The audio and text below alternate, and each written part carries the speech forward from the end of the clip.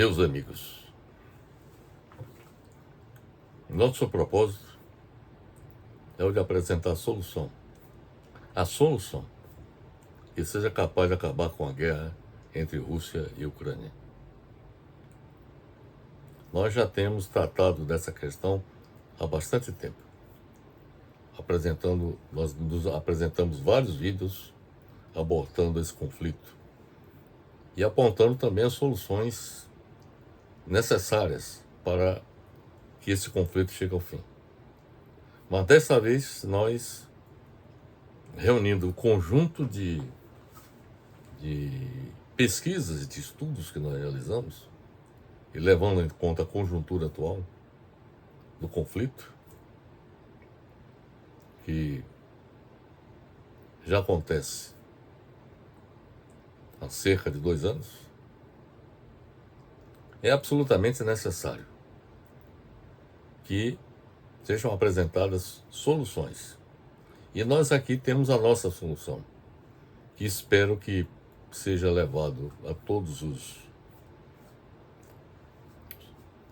os países em conflito, no sentido de que todos eles percebam a necessidade de que essa solução seja implementada.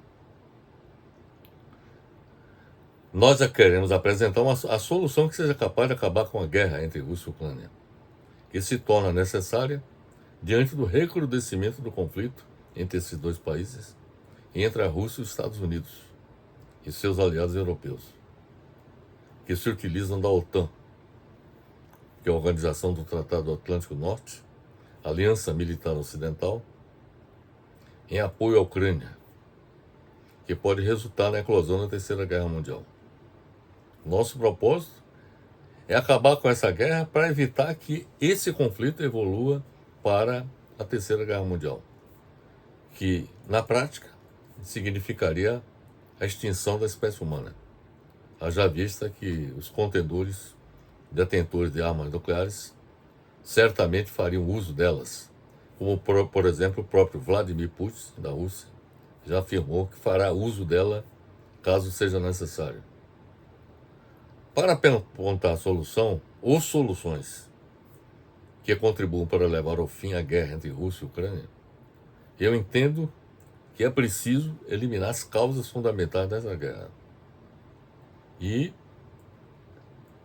os estudos as pesquisas que nós realizamos, permitiram que chegássemos à conclusão de que são 3 as principais causas da guerra entre Rússia e Ucrânia.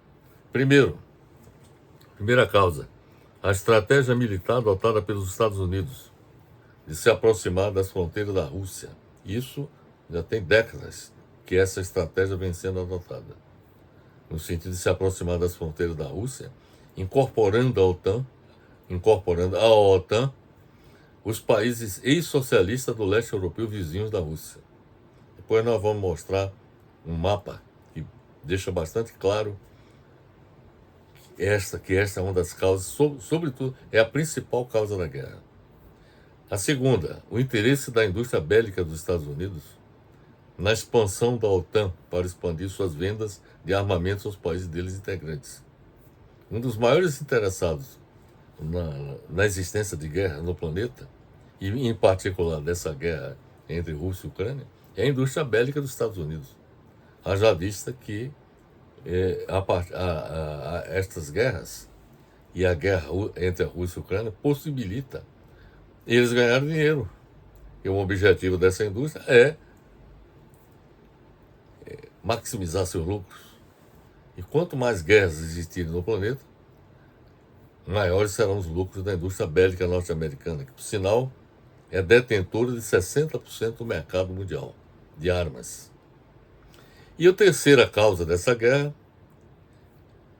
diz respeito à busca pelo governo da Ucrânia de seu afastamento da área de influência econômica e política da Rússia e o desejo de se integrar à União Europeia. Então são estas, meus amigos, as 3 principais causas da guerra entre a Rússia e a Ucrânia. Repetindo, a estratégia militar dos Estados Unidos de se aproximar das fronteiras da Rússia, incorporando os países ex-socialistas à OTAN, Segundo, o interesse da indústria bélica do Estado de ganhar muito dinheiro com o incremento das guerras, em particular da guerra entre a Rússia e a Ucrânia, e o interesse do governo da Ucrânia de se afastar da área de influência econômica e política da Rússia e o desejo de se integrar à União Europeia. Vamos tratar, por exemplo, primeiro da questão da estratégia militar dos Estados Unidos de se aproximar das fronteiras da Rússia, incorporando a OTAN os países ex-socialistas do leste europeu. No conflito entre Rússia e Ucrânia, estão envolvidos também os Estados Unidos, os países da União Europeia e a OTAN, a Organização do Tratado do Atlântico Norte, Aliança Militar Ocidental, que foi constituída depois da Segunda Guerra Mundial. A OTAN foi constituída depois da Segunda Guerra Mundial, quando os Estados Unidos e seus aliados europeus se uniram no plano militar para enfrentar a União Soviética e o Pacto de Varsóvia, que era a aliança militar da União Soviética com os países socialistas do leste europeu. Com o fim da União Soviética, em 1989, o Pacto de Varsóvia se desfez. Mas a OTAN foi mantida. Observe bem para esse detalhe. Ela foi mantida e expandida para atender os interesses geopolíticos dos Estados Unidos, com a incorporação dos países que pertenceram ao Pacto de Varsóvia, bem como com a adesão recente da Finlândia e da Suécia. É oportuno observar que a OTAN tem como um dos seus pilares garantir a segurança de seus países membros, que pode ocorrer de forma diplomática ou com o uso de forças militares. Os países membros da OTAN fornecem parte do seu contingente militar para eventuais ações desse porte, uma vez que a organização, ou seja, a OTAN, não possui força militar própria. A OTAN contava, durante a Guerra Fria entre os Estados Unidos e a União Soviética, até 1989, com 16 países. Observe bem para eles. Era a Alemanha, a Bélgica, o Canadá, Dinamarca, Espanha, Estados Unidos, Noruega, Portugal, Turquia, Reino Unido.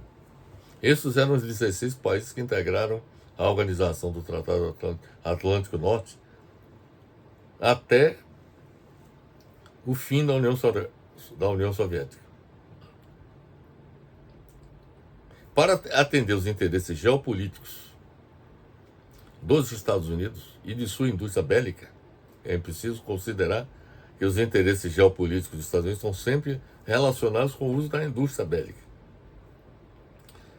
Então, para atender aos interesses geopolíticos dos Estados Unidos e de sua indústria bélica, a OTAN se expandiu após o fim da União Soviética em 1989, atraindo, em 1997, mais 14 países que integravam o sistema socialista do leste europeu, como Albânia, Bulgária, Croácia, Eslováquia, Eslovênia, Estônia, Hungria, Letônia, Lituânia, Macedônia, Montenegro, Polônia, República Tcheca e Romênia.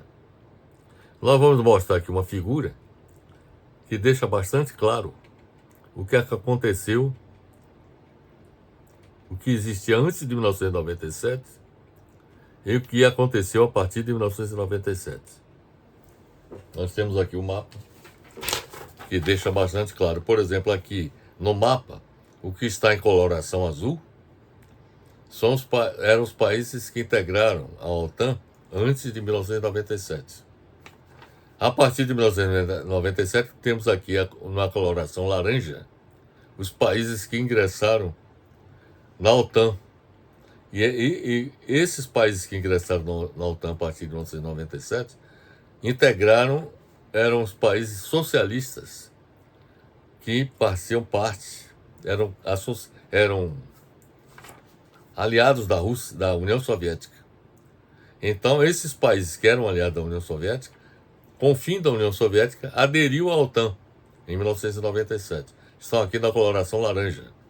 E aqui nós temos, por exemplo, Belarus, que é um aliado da Rússia, é um aliado do ponto de vista econômico, político e militar.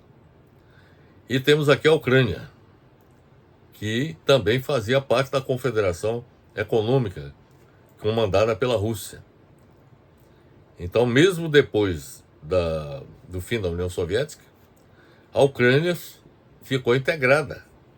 Era integrada economicamente à Rússia. Depois vou explicar em que condições essa integração acontecia. Mas, na medida em que a estratégia de expansão da OTAN passou a admitir a possibilidade da incorporação da Ucrânia, isso passou a representar uma ameaça para a Rússia. Então aqui está o mapa, que mostra que, por exemplo, a OTAN, como era antes da queda da União Soviética, era basicamente os países da Europa Ocidental. A partir de 1997, passou a incorporar os países que antes se faziam parte do sistema socialista do leste europeu. E aqui nós temos Belarus e temos a Ucrânia. E a Ucrânia seria, digamos assim, fazia parte de uma estratégia fundamental da OTAN de se aproximar das fronteiras da Rússia com efetividades. Então, com o fim da União Soviética em 1989 e do Pacto de Varsóvia, a aliança militar dos países socialistas do leste europeu, a OTAN, a Aliança Militar Ocidental, se expandiu, começando pelo Mar Báltico. Atravessou a Europa Central e o Paquistão, ampliando as fronteiras da Aliança Militar Ocidental sob a liderança dos Estados Unidos. Maior aproximação dos países integrantes da OTAN da fronteira com a Rússia se completaria com a incorporação da Ucrânia à Aliança Militar Ocidental. O propósito dos Estados Unidos e da OTAN seria incorporar a Ucrânia aos países componentes da OTAN.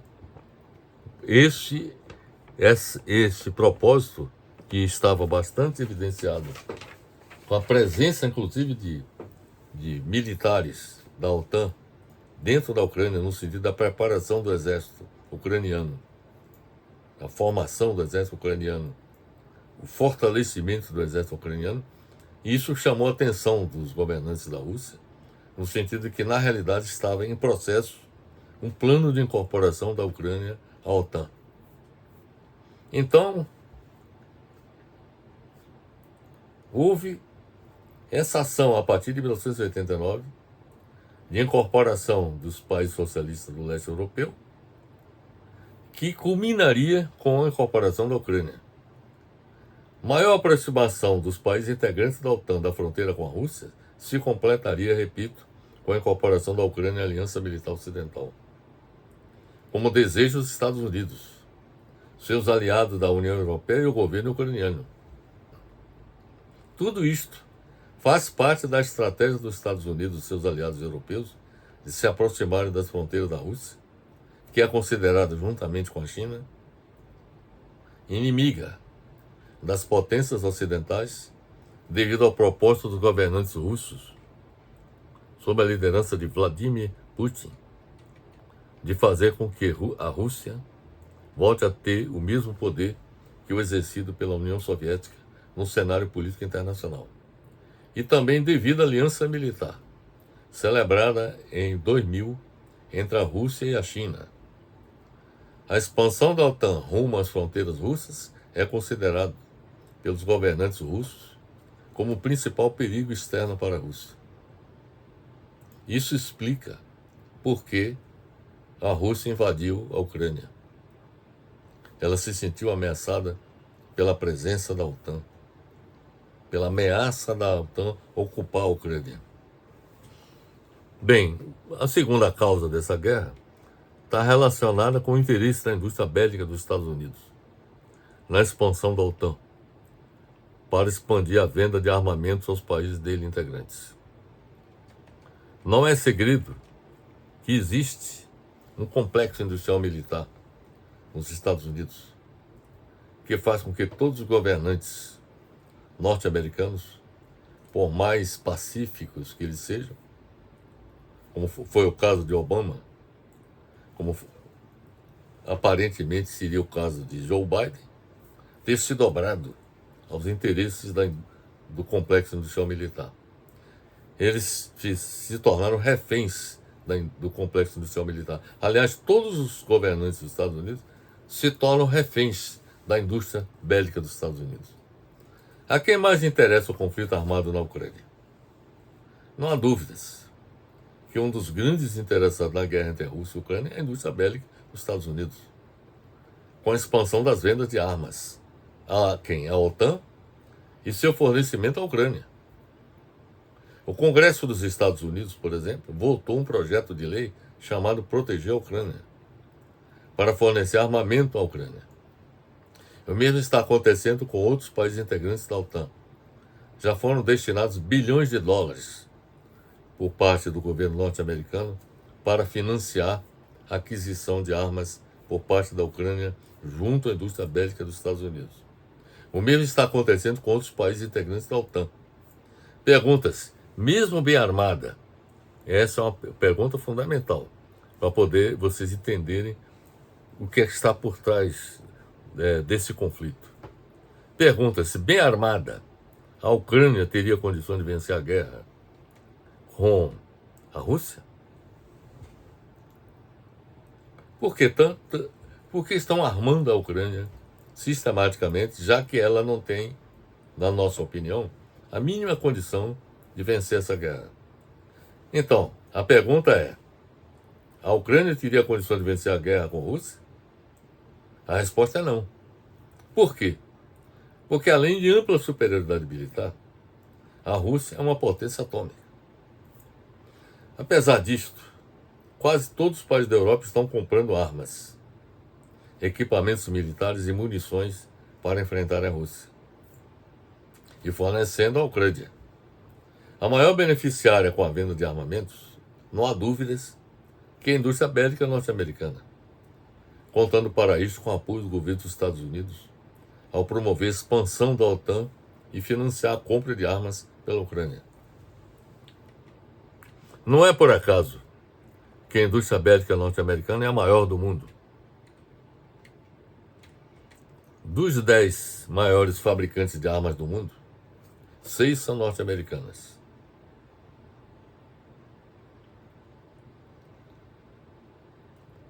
Sendo 5 delas líder da indústria bélica mundial, como nós vamos mostrar no gráfico agora.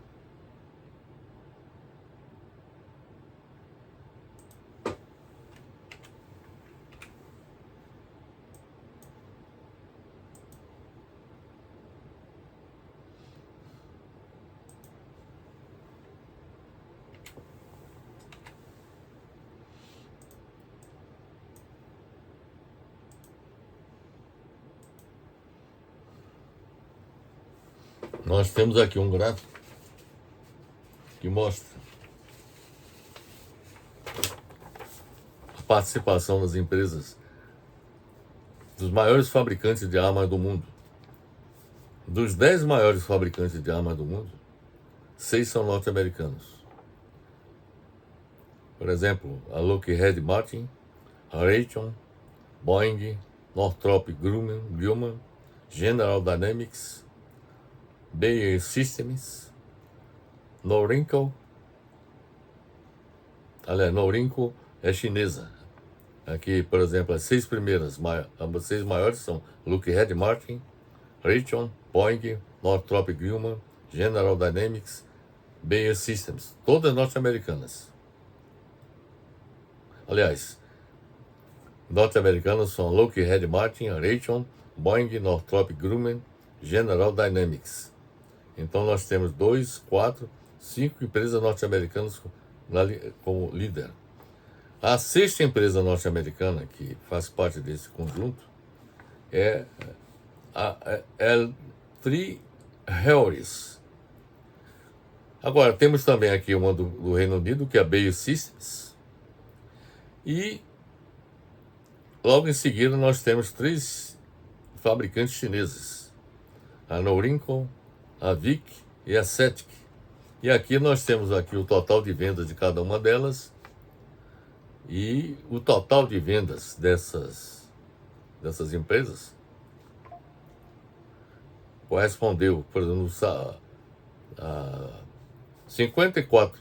Estados Unidos tem 54 das empresas do top 100 e venderam 285 bilhões de dólares em armamentos em 2020. As chinesas têm 13%, com 66,8 bilhões de dólares em vendas. Então aqui nós temos o quadro que mostra a força da indústria bélica norte-americana. Temos 5 empresas aqui liderando e mais uma, que é essa aqui, que é norte-americana.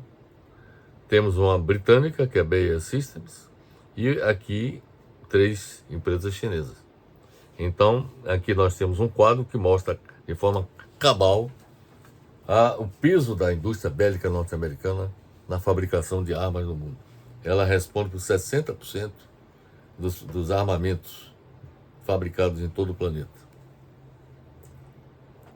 E aqui nós vamos mostrar um outro. Nós queremos deixar bem claro que não há dúvidas que a indústria bélica patrocina a guerra na Ucrânia, como promoveu outras guerras no passado para ganhar dinheiro. A produção recorde de armamentos cada vez mais letais e cirúrgicos necessita ser posta para funcionar na prática. Com 102 guerras em seu currículo belicoso, observem, 102 guerras. Os Estados Unidos já se envolveram em 102 guerras no mundo. Em seu currículo belicoso, os Estados Unidos são provavelmente um dos países mais envolvidos em ações militares no mundo, que começou com a anexação de terras do México a seu território. Praticamente a metade dos Estados Unidos foi roubada do México. E, para isso, utilizou o seu poder militar. E, além disso, conquistou o Canal do Panamá, que também foi uma ação militar também. Inclusive contribuindo para que o Panamá, que pertencia ao território da Colômbia, deixasse de pertencer à Colômbia. Isso graças à intervenção norte-americana na Colômbia. Não é coincidência que os Estados Unidos sejam um dos países que mais se beneficiam economicamente de conflitos armados, já que as maiores exportadoras de armas do mundo são norte-americanas. Para além da venda de munição e armas, os Estados Unidos monetiza também, ou seja, ganha dinheiro com contratos de segurança e treinamento militar, o que faz com que muitos membros do Congresso norte-americano entendam as guerras como uma máquina de gerar emprego e dinheiro para o país. A paz, essa é uma conclusão que eu e muitos de vocês poderão chegar. A paz para os Estados Unidos poderia lhe custar muito caro. São esses fatos que levam muitos a questionarem a real motivação dos Estados Unidos na defesa da Ucrânia. Porque estão alocando recursos voltosos em termos de financiamento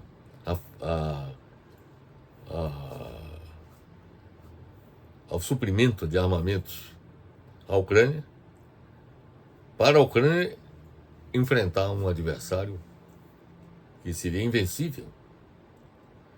Qual a lógica que existiria de você financiar um país que não tem a mínima condição de derrotar um gigante como é o caso da Rússia? São esses fatos que levam muitos a questionar a real motivação dos Estados Unidos na defesa da Ucrânia, que há anos vive em estado de tensão com a Rússia. Fica evidente que enquanto houver indústria bélica no mundo, isso é uma conclusão, e eu quero deixar aqui bem marcada essa nossa visão. Fica evidente que enquanto houver indústria bélica no mundo, as guerras continuarão a proliferar em todo o planeta. A paz no mundo, não tenha dúvida disso, só acontecerá quando houver o desarmamento de todos os países e a cessação da fabricação de armas. Nós temos aqui uma figura que apresenta os maiores gastos militares no mundo por país. Os Estados Unidos são os que têm o maior gasto militar do mundo, 39% do total. Observe bem para esse gráfico que eu vou lhes mostrar.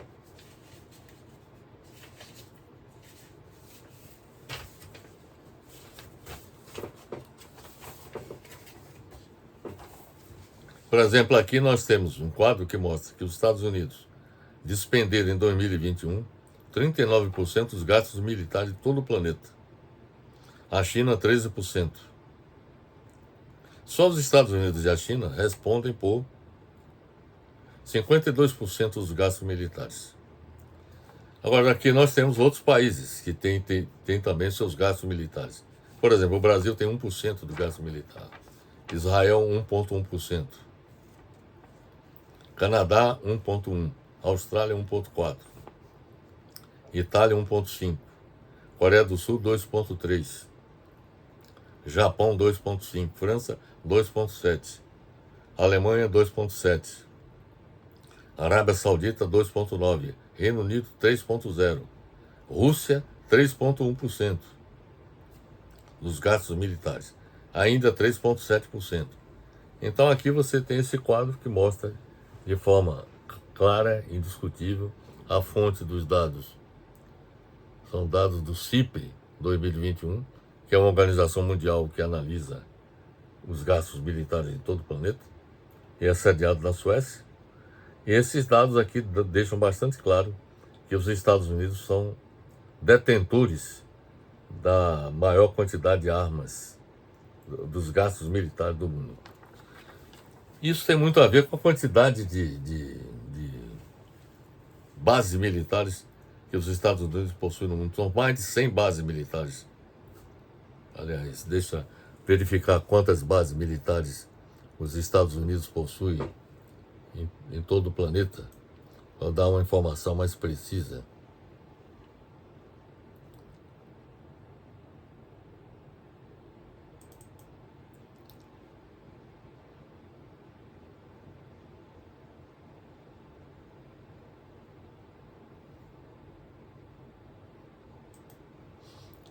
Aqui, vou passar aqui uma informação que nós colhemos, que é o seguinte: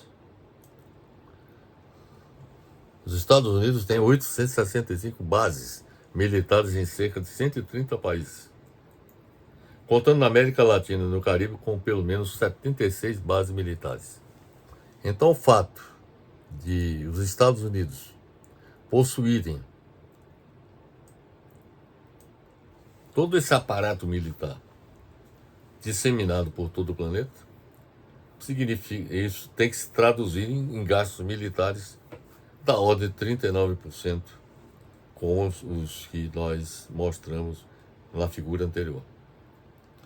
Sobre a terceira causa da guerra entre a Rússia e a Ucrânia, nós identificamos que ela tem como causa a busca pelo governo da Ucrânia de seu afastamento da área de influência econômica e política na Rússia e o desejo de se integrar à União Europeia. É importante observar o seguinte, que a ocorrência da crise política na Ucrânia em 2013, com a intensificação dos protestos, foi o estupim de uma instabilidade política que marcou a região há vários anos. A extinta União Soviética, da qual o território ucraniano era ligado, industrializou-se por meio de uma integração estrutural envolvendo todas as suas repúblicas, inclusive a República da Ucrânia, com o objetivo de garantir uma maior estabilidade territorial. Após a queda do Muro de Berlim, em 1989, com o fim da União Soviética, os países do leste europeu encontravam-se muito interdependentes. Esse é um fato objetivo. Todos os países que integraram, todas as repúblicas que integravam a União Soviética, eram interdependentes, porque todo o sistema foi montado com essa finalidade. A Ucrânia dependia comercial e economicamente da Rússia, sobretudo por esta lhe fornecer gás natural fonte de energia primordial ao país, e por ser o principal comprador, ou seja, a Rússia ser o principal comprador de inúmeras matérias-primas produzidas pela economia ucraniana. Quando a União Europeia propôs à Ucrânia, observe bem para isso, assinar um tratado de livre comércio em 2013, a Rússia, em contrapartida, ofereceu melhor acordo econômico.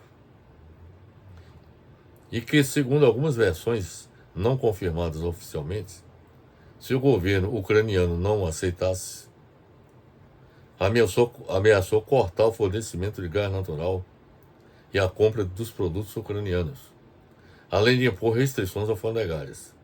Então, a Rússia, para contrapor a proposta da União Europeia de um tratado de livre comércio com a Ucrânia, ofereceu um acordo que era melhor do que o da União Europeia. E, além disso, ameaçou a Ucrânia de sanções se não aceitasse o acordo com a Rússia, ameaçando cortar o fornecimento de gás natural e a compra de produtos ucranianos. Este episódio acirrou ainda mais as diferenças entre os dois principais grupos políticos ucranianos, os pró-Ocidente e os pró-Rússia. Com a resistência do governo ucraniano em não aderir à causa das manifestações de assinar o acordo de livre comércio com a União Europeia, os militantes pró-Ocidente passaram a exigir a renúncia do presidente da Ucrânia e do primeiro-ministro do país, apontados como os principais responsáveis pela influência russa nas decisões nacionais. A decisão do governo ucraniano de não assinar o tratado de livre comércio com a União Europeia foi o estupim que deu origem às violentas manifestações políticas no país, sob a alegação de que os manifestantes utilizavam formas ilegais e violenta, exagerada, durante os protestos. O parlamento aprovou, diante desse fato, uma série de leis para reprimi-los duramente, principalmente através do uso da força policial. O auge da tensão no país, na Ucrânia, iniciou-se no dia 23 de janeiro de 2014, quando 5 manifestantes morreram em confronto com a polícia, além dos inúmeros feridos. No mesmo dia, negociações foram realizadas sem sucesso, o que proporcionou a invasão de várias sedes do governo em diversas regiões do país. As medidas repressivas foram seriamente criticadas pela comunidade internacional, sobretudo após a morte de manifestantes em janeiro de 2014. Em 28 de janeiro, com o objetivo de diminuir o ímpeto das manifestações, o primeiro-ministro Mykola Arazov pediu sua demissão. No entanto, essa estratégia não surtiu efeito, porque os opositores continuaram em protestos, exigindo a renúncia também do presidente Yanukovych, que, diante de sua incapacidade de garantir a estabilidade política do país, foi deposto pelo parlamento e substituído por Oleksandr Turchinov como presidente interino, até a realização de novas eleições presidenciais. Além disso, o parlamento ucraniano determinou ordem de prisão contra Yanukovych por assassinato em massa de civis. Antes de desaparecer, quer dizer, o Yanukovych, ele fugiu para a Rússia. E antes de desaparecer da cena política ucraniana, Yanukovych afirmou que não houve revolução na Ucrânia, como se afirmou na época, mas sim um golpe de Estado parlamentar. É importante observar, meus amigos, que a Ucrânia é um país de regime semipresidencialista, ou seja, o gabinete e as funções executivas são divididos entre o presidente, com mandato de 5 anos, e o primeiro-ministro, além de uma influência mais destacada do parlamento. O deposto presidente ucraniano Viktor Yanukovych era uma personalidade polêmica no país, em virtude de sua posição pró-Rússia o que o tornou inimigo de uma poderosa e influente oposição pró-Ocidente, a mesma que liderou boa parte das manifestações no país. As eleições presidenciais ucranianas de 2014 foram realizadas em 25 de maio, resultando na eleição de Petro Poroshenko, um presidente da Ucrânia, que tomou posse em 7 de junho de 2014. Em 18 de junho de 2015, depois de derrotar Poroshenko, Volodymyr Zelensky se tornou presidente da Ucrânia em 20 de maio de 2019, onde se mantém até o presente momento. O resultado da crise política na Ucrânia representou a divisão do país, com a Crimeia sendo incorporada à Ucrânia, ou melhor, incorporada à Rússia através de plebiscito, e a eclosão da guerra entre a Rússia e a Ucrânia.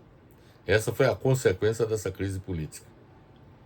Diante da possibilidade de a Ucrânia se integrar à OTAN, porque já havia sinais de que isso já estava em andamento, a Rússia reagiu intervindo militarmente neste país, para evitar a todo custo que ele fosse incorporado à Aliança Militar Ocidental, liderada pelos Estados Unidos.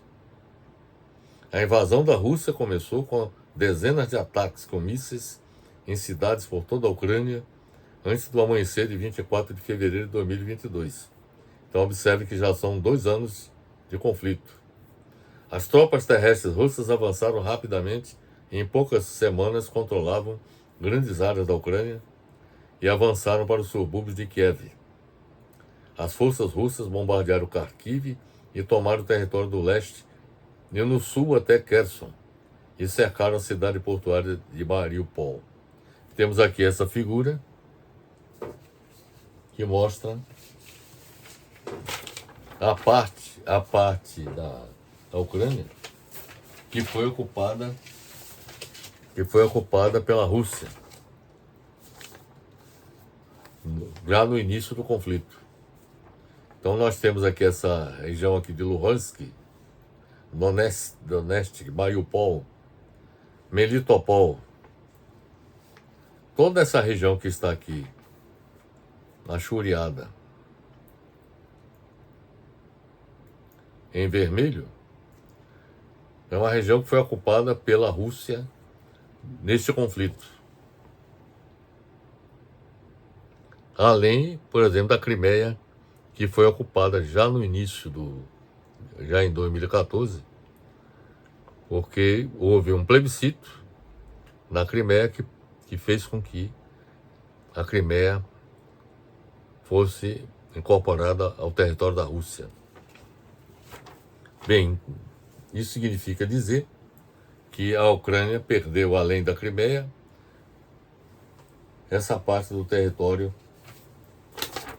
que estamos lhe mostrando e que resultou da ocupação militar por parte da Rússia.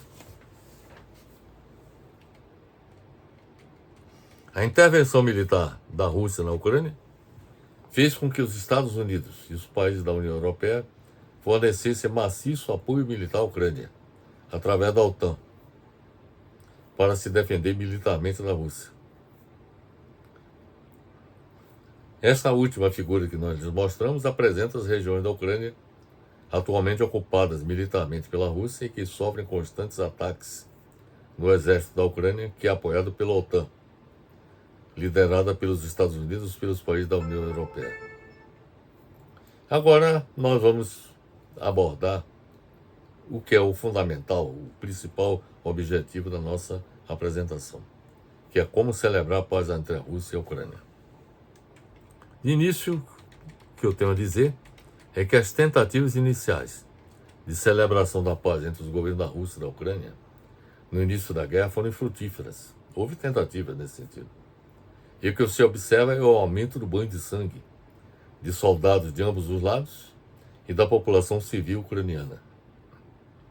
O aumento de refugiados, são milhões de refugiados que se deslocaram para países vizinhos da Ucrânia, e a destruição da infraestrutura da Ucrânia pelos bombardeios russos, que ainda continua.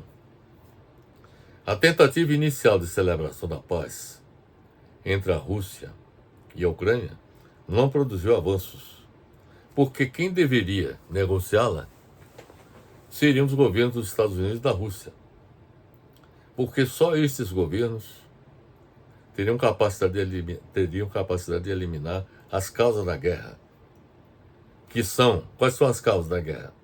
Que são a de evitar a aproximação da OTAN das fronteiras da Rússia, cessar a venda de armamentos pela indústria bélica norte-americana à Ucrânia e aos países integrantes da OTAN, e atender o desejo da Ucrânia de se integrar à União Europeia.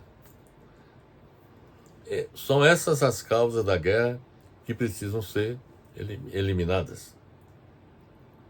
No nosso entendimento, urge a celebração de um acordo de paz entre os Estados Unidos e a Rússia para acabar com a guerra na Ucrânia. Porque a guerra entre a Rússia e a Ucrânia pode evoluir para um conflito que se estenderia pela Europa e pelo mundo, se transformando na Terceira Guerra Mundial. Se isto ocorrer, abriria o caminho para o envolvimento das grandes potências militares de consequências imprevisíveis com o uso de armas nucleares. É preciso que todos entendam, meus amigos, que a guerra na Ucrânia é cenário da disputa geopolítica entre Rússia e Estados Unidos, e não entre Rússia e Ucrânia. De um lado temos os Estados Unidos, que desejam a presença da OTAN na Ucrânia para atender os seus interesses estratégicos e geopolíticos. E de outro temos a Rússia, que não quer a presença da OTAN na Ucrânia. A guerra na Ucrânia entre Rússia e Estados Unidos só chegará ao fim se os governantes de ambos os países chegarem a um acordo sobre o fim do conflito. O acordo inicial entre Rússia e Estados Unidos poderia ser a Rússia aceitando cessar-fogo na Ucrânia, com a condição de os Estados Unidos e a OTAN desistirem de apoiar militarmente a Ucrânia no conflito com a Rússia. Esse é que seria o acordo inicial que deveria existir. O cessar-fogo, a Rússia aceitar o cessar-fogo, com a condição dos Estados Unidos e a OTAN desistirem de apoiar militarmente a Ucrânia no confronto com a Rússia. Ou seja, deixar de fornecer armamentos. O acordo definitivo seria a Rússia acabar com suas hostilidades na Ucrânia, liberando as áreas ocupadas neste país. No caso, seriam essas áreas que eu lhes mostrei, essa região de Luhansk, Donetsk, Mariupol, Melitopol. Então, liberando essas áreas ocupadas, a Rússia deveria liberar essas áreas ocupadas e assumir o ônus de reconstruir o que foi destruído pela guerra na Ucrânia, com a condição de os Estados Unidos, observe bem, e a OTAN abandonarem os países do leste europeu e assumir o compromisso de remover as sanções econômicas e financeiras adotadas contra a Rússia. Então, depois do acordo inicial do cessar-fogo e dos Estados Unidos e da OTAN desistirem de apoiar militarmente a Ucrânia, o acordo definitivo consistiria em a Rússia aceitar acabar com as hostilidades na Ucrânia, liberando as áreas ocupadas, e assumir o ônus de reconstruir o que foi destruído pela guerra. E os Estados Unidos e a OTAN abandonarem os países do leste europeu. Então, aqueles países do leste europeu que foram incorporados à OTAN, a OTAN deixaria, esses países deixariam de integrar a OTAN. E, além disso, os Estados Unidos removeriam sanções econômicas e financeiras adotadas contra a Rússia. O acordo entre a Rússia e os Estados Unidos, esse acordo entre a Rússia e os Estados Unidos seria vantajoso para a Ucrânia, para a Rússia, para os Estados Unidos, para a Europa e para o mundo. A Ucrânia ganharia com esse acordo porque acabaria com o sofrimento de sua população. Removeria a ocupação militar de seu território pela Rússia. Recuperaria sua soberania sobre o território nacional, ocupado pela Rússia, à exceção da Crimeia, que se incorporou à Rússia por decisão de sua população, com base em plebiscito. A Ucrânia também ingressaria na União Europeia. Estaria liberada para integrar a União Europeia, como era o desejo desde 2014. E teria a reconstrução do país realizado pela Rússia. A Rússia ganharia com esse acordo porque haveria a remoção das sanções econômicas e financeiras contra ela adotadas pelos Estados Unidos e seus aliados ocidentais. Haveria o abandono da pretensão da OTAN de adesão da Ucrânia como dos seus países integrantes. E o compromisso dos Estados Unidos e da OTAN de excluírem 14 países do leste europeu, como Albânia, Croácia, Bulgária, Eslováquia, Eslovênia, Estônia, Hungria, Letônia, Lituânia, Macedônia do Norte, Montenegro, Polônia, Romênia e República Tcheca, da OTAN. Os Estados Unidos ganhariam com o acordo, porque deixaria de ocorrer a desestabilização de sua economia, com o aumento do déficit público e da dívida pública resultantes dos crescentes gastos militares com a guerra na Ucrânia.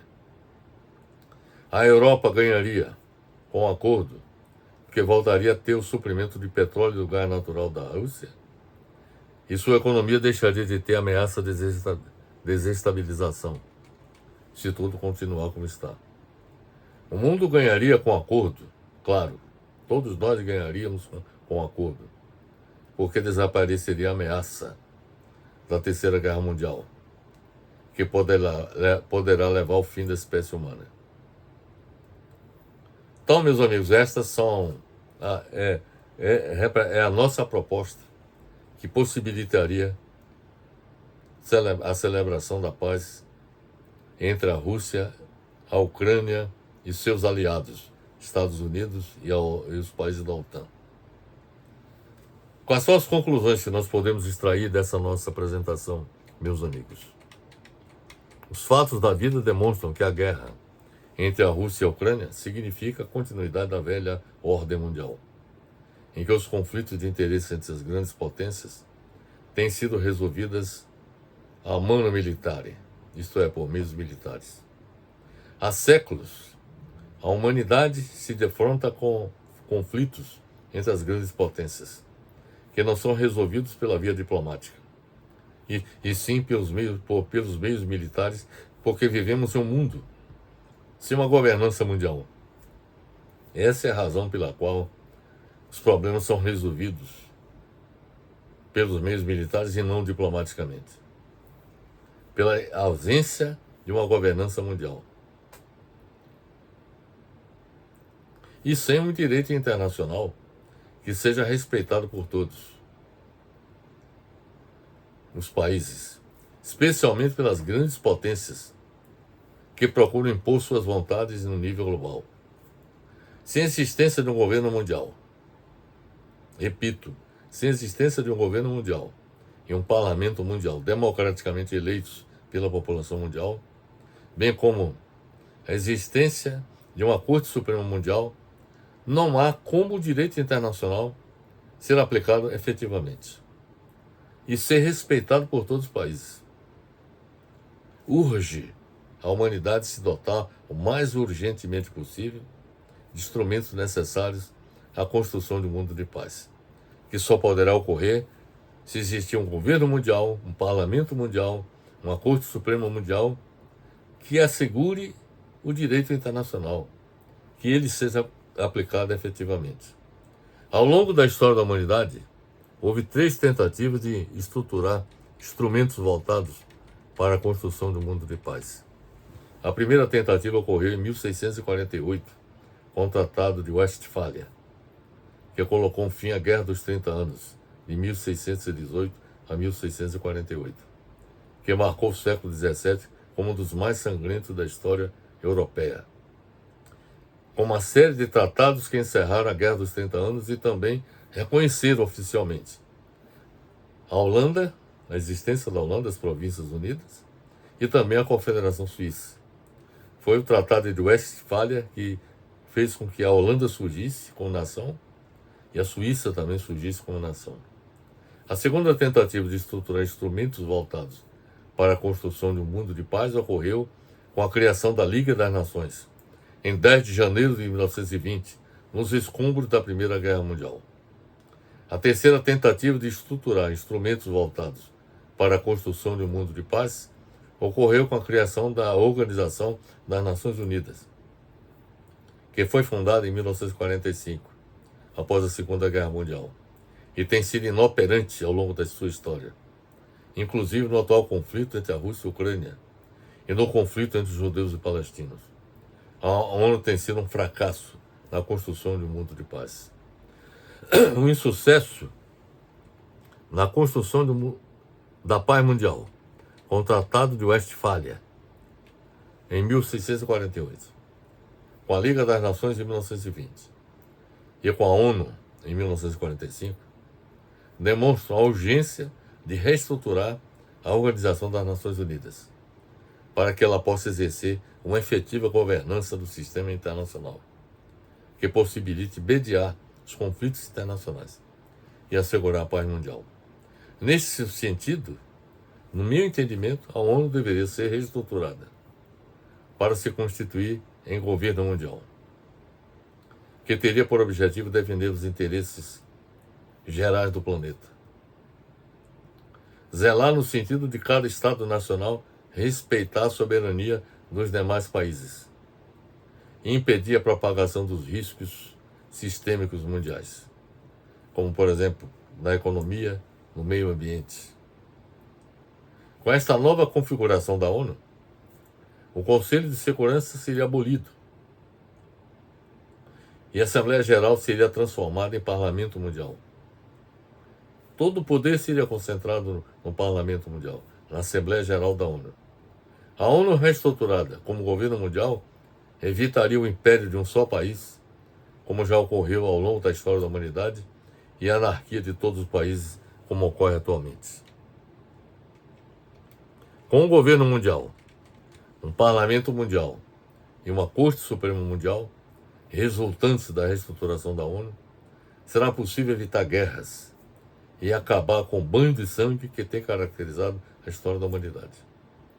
Para ser democrático, o governo mundial deveria ser eleito por todos os países do mundo e ser representativo de todos os povos do mundo.